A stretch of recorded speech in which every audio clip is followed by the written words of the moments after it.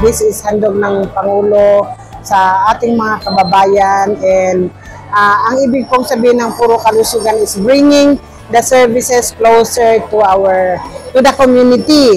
That's why we are offering a series of services. Meron po ditong gamot, may laboratory services, we have our oral health services, we have our bakuna para sa mga bata, sa mga adult, and para sa mga senior citizen.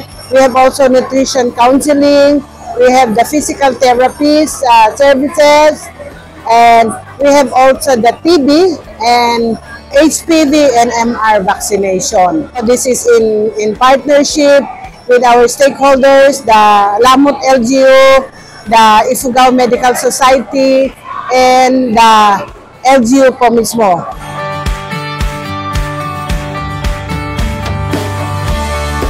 DOH made this available for not only for the people of Lamut, no, kasi may nakita ako from Nueva Vizcaya, also from Lagawe, kaya nga nandito sila.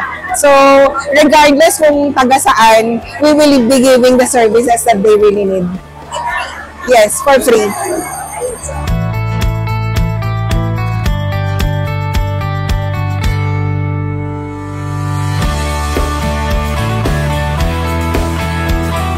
Napintas na ito yung serbisyo para kadagiti masa. Tahan nga kailangan nun iti kwarta, no, may pa-check up. Tapno maka-avail kadagito yung napintas nga maamuan, no, anya iti sakit.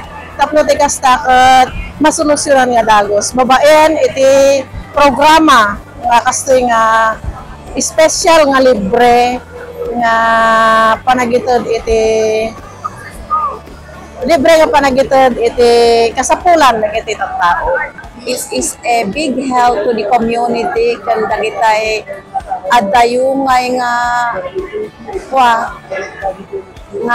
ada sakit na nga mahandaan mo nga adagay libre nga kastoy. So we are very thankful to the President and the Municipal Mayor.